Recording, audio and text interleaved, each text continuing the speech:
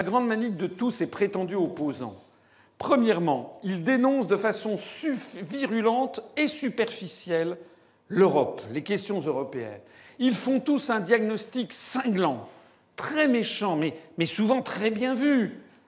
Ils dénoncent tous. Nous disons à peu près la même chose que c'est vrai. Ou eux disent à peu près la même chose que nous quant aux conséquences que visibles. Ça, c'est exact.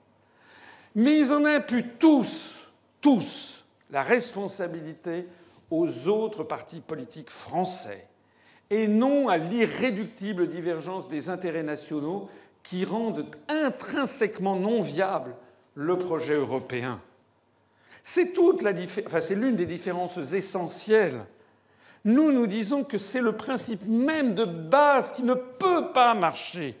Et parce que ça ne peut pas marcher, c'est justement ce pourquoi les Américains ne cessent de le promouvoir. Et ils nous demandent de faire entrer la Croatie maintenant. Et il faut faire entrer, c'était le 28e État, et il va falloir faire entrer la Bosnie-Herzégovine, et puis il va falloir faire entrer la Turquie, et puis il va falloir faire entrer la Moldavie, et puis il va falloir faire entrer peut-être la Géorgie, et l'Azerbaïdjan, et l'Ukraine, et puis la Macédoine, etc., etc. Et à chaque fois qu'il y a un nouvel État, ça complexifie le système qui devient totalement ingérable et en fait, ils permettent à l'oligarchie euro-atlantiste de piloter l'affaire.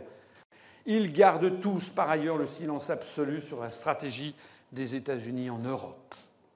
Demandez au Front National, à DLR, au Front de gauche, à l'extrême gauche, aux écolos, mais au fait, qu'est-ce que font les États-Unis avec la construction européenne ?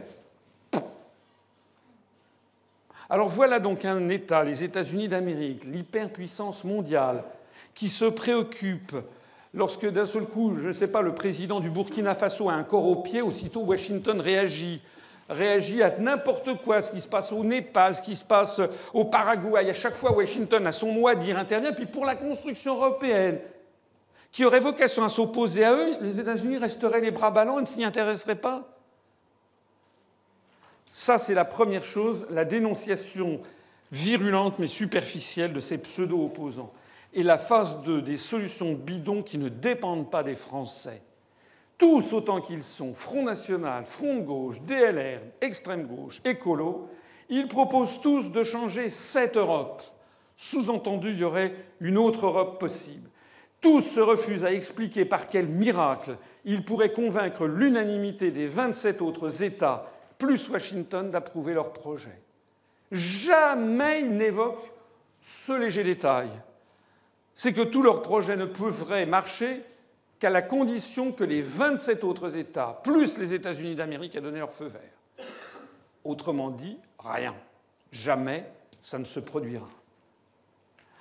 Et puis enfin, la phase 3 de la manipulation, c'est le bobard du fin politique, parce que, évidemment, l'UPR se développe, de plus en plus d'adhérents, de sympathisants vont voir les autres partis politiques, participent à des réunions, à DLR, au Front National, au Front de gauche, chez les écolos, parce qu'il y a des gens qui sont quand même sensibles à ce qu'on est, parce que ce qu'on est n'est quand même pas totalement stupide, je suis désolé de le dire.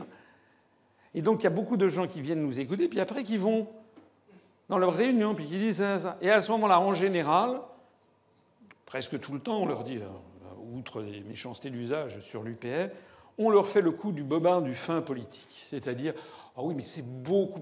Asselineau, ça va pas du tout. Il est beaucoup trop... Il comprend rien à la politique. En attendant, on dit derrière nous que oui, mais nous, on n'y connaîtrait rien, etc. Il est beaucoup plus malin de ne pas le dire. Vous avez entendu ça, je m'adresse ici à ceux qui vont chez DL. Oui, mais c'est beaucoup plus malin, il ne faut pas le dire. Des gens qui se prétendent gaullistes, par exemple, qui disent « Mais non, il ne faut pas le dire ». C'est comme si quelqu'un était allé voir De Gaulle le 17 juin en disant « Chut, demain, on ne dit rien. C'est beaucoup plus malin de ne pas faire d'appel à la résistance. Hein. » Eh bien, ce n'est pas vrai.